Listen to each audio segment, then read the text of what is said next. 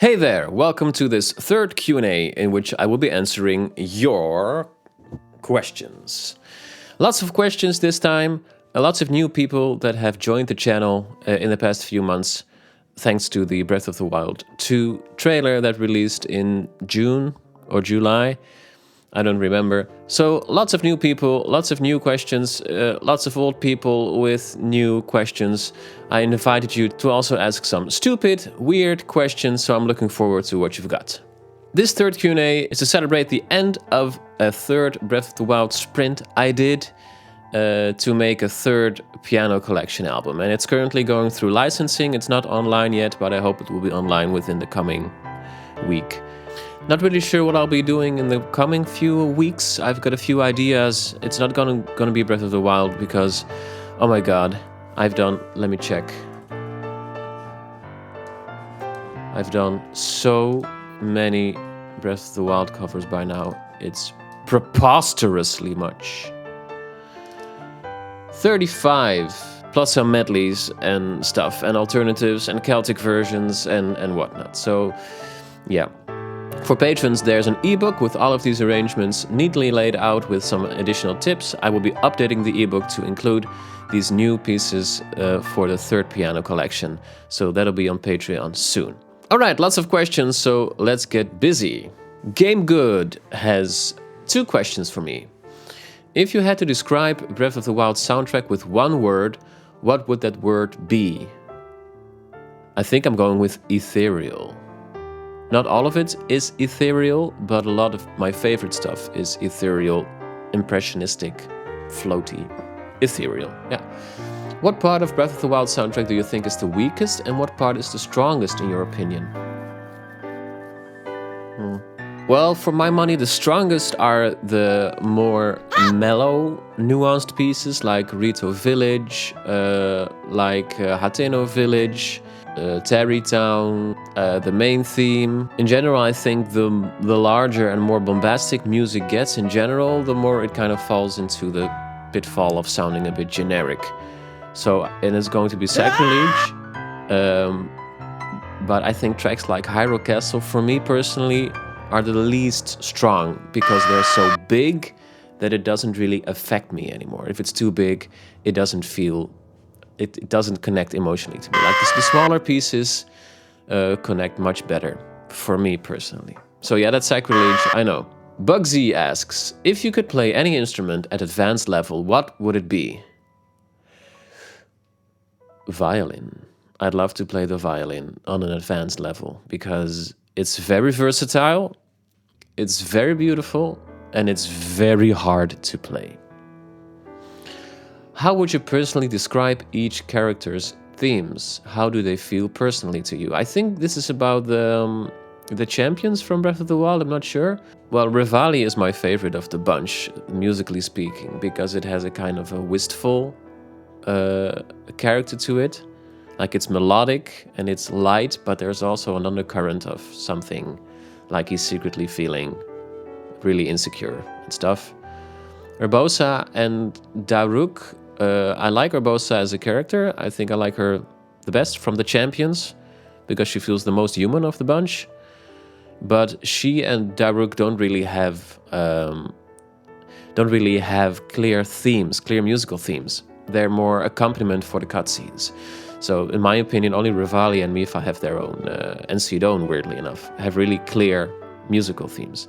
And Mipha's theme is really sweet and maybe a little bit too sweet to my tastes. Oh my god, I'm dropping some harsh truths here. Graham Wilson asks, how do you decide which instruments to use in an arrangement? Do you have a favorite or any instrument or an instrument that you wish you could incorporate more often? Well, the first 2 instruments I think of are piano and drums. Piano because it's my native instrument, so to say, and drums because it's just the most fun to play for me. I love drumming. It's if there's an instrument I would play just for fun, it's drums. And after that, I just think about, well, what kind of holes are there in arrangements that I have to fill? Do I have to make the melody stand out more? In that case, I'll use accordion or whistle. Or do I have to do I need to have some extra atmosphere, then I use guitar. And with Monk Mascosha, the arrangement I did recently, I also did some weird synthesizers because it fit the kind of whimsical nature of the piece really well. So it's on a case-by-case basis, just based on what holes I think the piano leaves that have to be filled. Elijah asks, how many of the games you've arranged for / covered have you actually played? No judgment here. All of them. Pretty much all of them. I haven't played Animal Crossing. Mostly, for me, it's a combination of if I like the game and I like the soundtrack both, then I get the inspiration to really start arranging stuff. Snow Days asks, I know you're pretty tired of the Breath of the Wild songs, but I've listened to all of your versions and I'm really curious. What was your favorite Breath of the Wild song to play / record? And which one was the most difficult? Well, most difficult is an easy answer. That's obviously the Dark Beast Ganon. Oh my god. I saved it for one of the last, along with Monk Mascosha, which was also very difficult. I wasn't sure if I'd even manage playing them, so to speak. So I saved those for last because they were the most difficult. And my favorite Breath of the Wild song to record... Probably Hateno Village or the Town Medley. Either one of those. I really love Hateno Village. I think it may be my favorite piece from the soundtrack. I also really enjoyed the final trial because it's so mellow and relaxed, and it evolves in a really satisfying way. It's also the first track on the new CD, the final trial.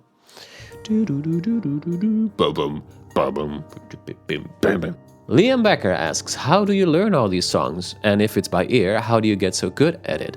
It's by ear. I try to avoid looking at other people's arrangements because it either makes me feel really insecure or it makes me hear things that might not really be there, might be interpretation of the specific arranger.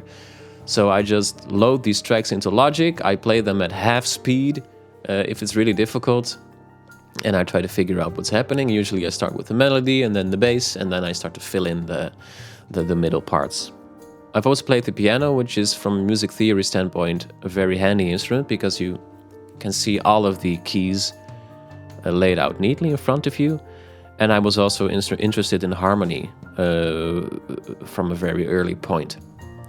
And I love improvising based on harmony and stuff like that. And if you know what the harmonic rules in general are, what kind of avenues there are for harmony, then it becomes really... then it becomes feasible to do stuff by ear, because instead of hearing every single individual note, you start hearing chord progressions. And if you'd have to transcribe a piece note by note, and some pieces I have to do that, really weird stuff like the Divine Beast music, it's really time consuming. But other pieces like the town music and stuff, and the more conventional stuff like the Parasail music, the Korok Forest music, that's much harmonically more logical. And it makes for quicker arranging if I know what the rules kind of are. Yeah. Harm Kampstra, I think his name is Dutch, asks, I found that my recollection of how to play pieces depends almost solely on muscle memory and barely on music theory. I think it's because of this that I forget how to play pieces very quickly unless I keep playing them multiple times a week. Do you have any tips on how to get better at remembering pieces instead of constantly drilling them into your muscle memory? Groetjes uit Arnhem. Groetjes uit Enschede. It's getting really dark because it's raining outside. I'm gonna have to turn some lights on. Well, that's interesting. This question kind of feeds back into the previous question. So remembering pieces, if I can't see the logic in them, is kind of impossible for me. If you'd ask me, can you play the Divine Beast Faruta music, for example, I wouldn't know how to do that at all. Because it's constantly evolving in a way that's not conventionally logical from a musical perspective. On the other hand, other pieces I haven't played for a long, long time, like Tarrytown, I could play that for you without any problems. And the difference is that piece has harmonic rules that are more conventional. So I know, okay, so this is the tonic. It's the first chord. It's the chord where I always return to, and it's probably starting there, and this is the subdominant, and this is the dominant. So a little bit of harmonic musical theory from a harmony perspective makes remembering pieces much easier to do. Because as I said previously, instead of having to remember all these individual notes, you start remembering the chord progressions, which is much less information to have to remember for yourself. You can rely on more general rules. So my tip would be look into some basic harmonic theory. So learn about what's the tonic, what's the dominant, subdominant, minor and major parallels, and stuff like that, if you don't already. And the combination of muscle memory and harmonic theory makes it much easier to actually remember pieces. Yeah. All right, David Laranjeira. That's an interesting name. I'm not sure what kind of language it is, and I'm butchering your last name, which is a shame, so I'm going to Google it. Laranjeira. Ooh.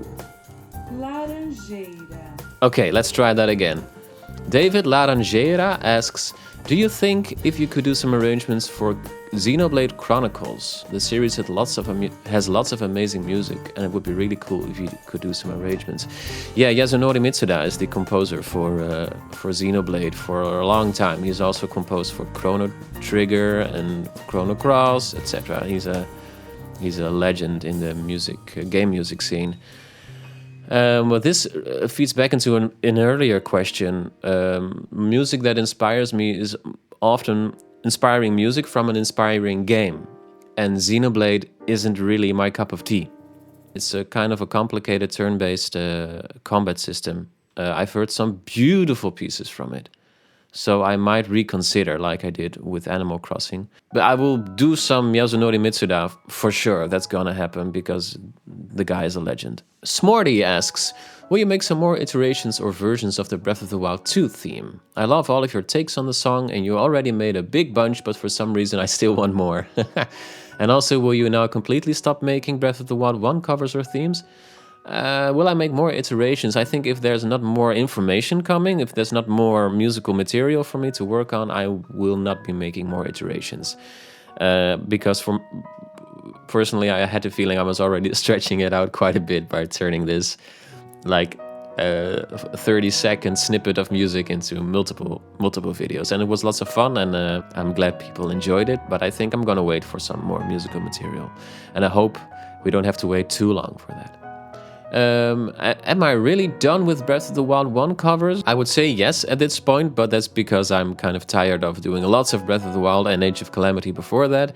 But after my break, who knows, there's still a few pieces like The Guardian or the writing stuff that I haven't done that I might consider down the line. But first I want to recharge before I can give any kind of definitive answer. Because I've already said multiple times that I would be stopping doing that, and then I still return to it. So, yeah. The door isn't entirely closed, but I'm not promising anything.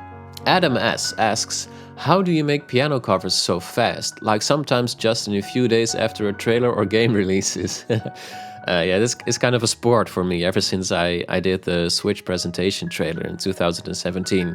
On the same day, because the direct was at 7 o'clock in the morning in the Netherlands. And then I was arranging and recording this the entire day to finish it on the same day. It was crazy work. So how do I make it that quickly? Yeah, I have a bit of an analytical ear. So if I start listening to a piece, I can already feel the Tetris blocks of musical logic falling down in my head. So I'm thinking about, oh, this phrase is like the previous phrase, but it's in a different key, or it's a call-response structure with the previous sentence and stuff. So I already start kind of analyzing it when listening. And from that, I can rely on the blessing of being a handy pianist to translate it. Elijah again. What's your primary instrument? If piano, favorite besides? Piano, yes. Favorite besides? Drums. Senior Zelda, or Sir Zelda, I'm not sure. Which game from any genre or franchise has the best soundtrack?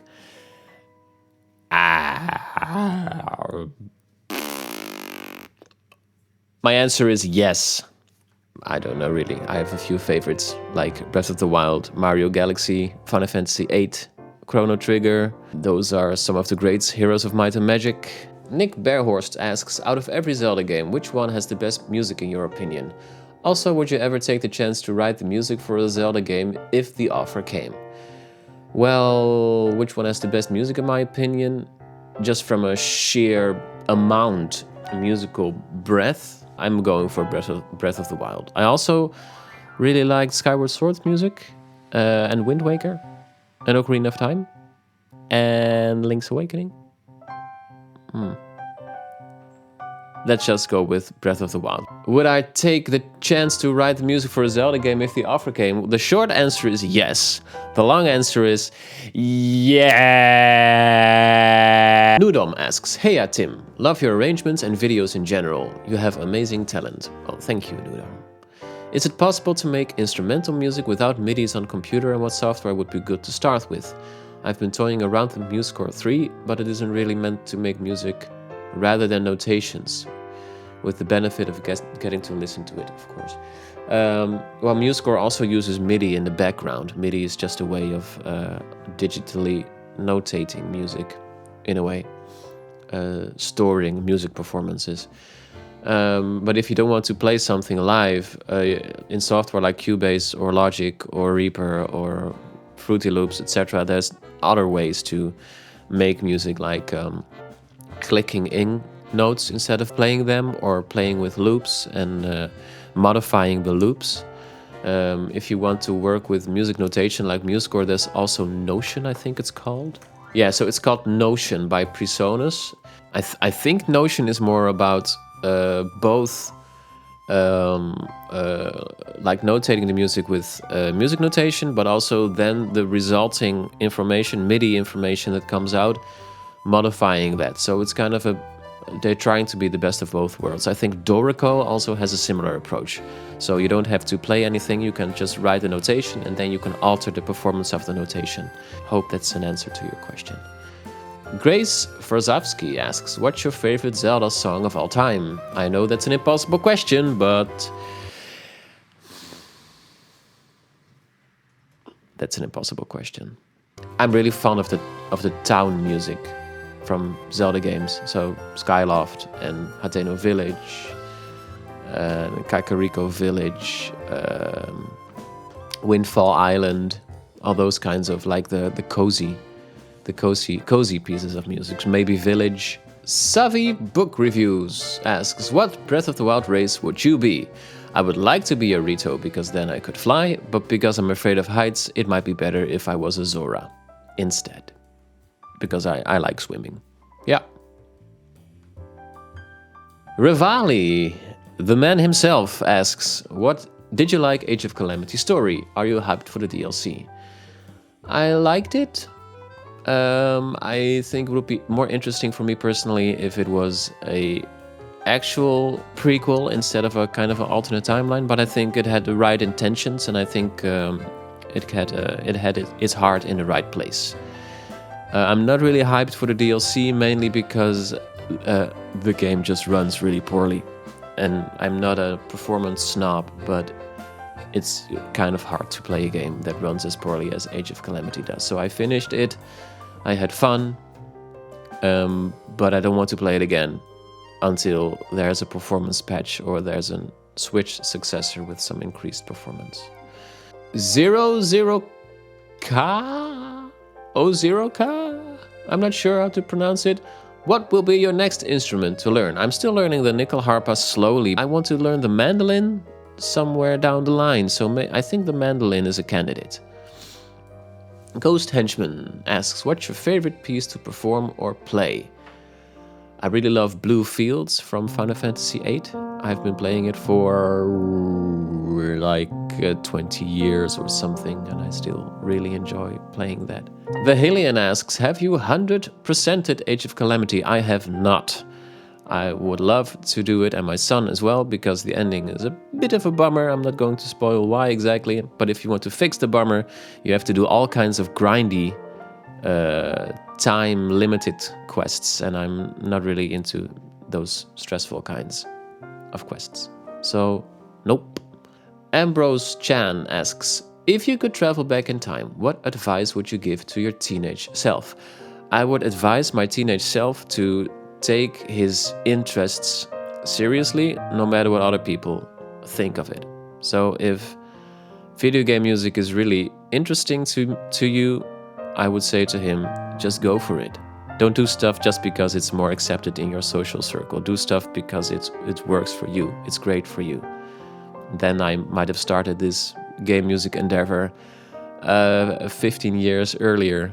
Smorty again asks, would you call yourself an audiophile? And what do you do besides making music?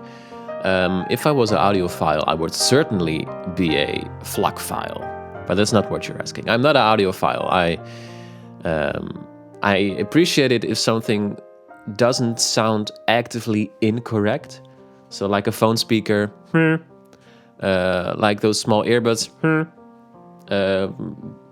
but a nice soundbar, doesn't have to be fantastic, just if it gets the point across. I'd forgotten to answer the second part of your question, but besides making music, I love playing video games, I like doing some gardening, I like going for a walk or going for some cycling. I'm reading Harry Potter at the moment. I'm reading it to my son and my wife. I love reading stuff to people. It's like being a one-person theater. Piano Primate asks, do you play piano? Not right now. Carrotfly asks, do you like tomatoes or tomatoes? I like them, fine. On my bread, in my soup, in my pasta. Smarty asks, why does your profile picture look so different from your face, which we get to see in your videos? Because it's kind of old. I didn't have this, whatever it is on my chin. Because you asked me the question, I just replaced my profile picture with something that's a bit more like I look today. Including my tragic hair. A very tragic hair. Mika Nord asks, what's your day job? I don't have a day job, not anymore.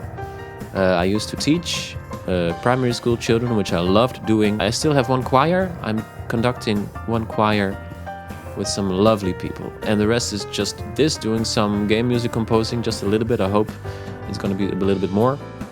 And doing the channel. Yeah. Favorite Ghibli soundtrack? Asks Kitsubi. Princess Mononoke. It's a hard question, but Princess Mononoke is just... Well, that's the end of it. Well, I'm still here. I'd like to thank my patrons, all of them.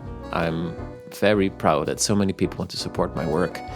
And especially my top patrons, Nick, Alberto, Fernando, George R, Rio S, Joshua, and Patrick. Plans for the future? I'm not really sure yet what to do. The channel has kind of stagnated its growth, which happens on YouTube. We're all just waiting for more Zelda news, I guess, and until that time, I've got some plans to do some Deltarune music and see how that works. I still have lots of Celtic ideas for Zelda and for Ghibli as well. And I hope you'll stick around with me in this coming Zelda Light period. So thanks so much for watching, and I'll see you next time.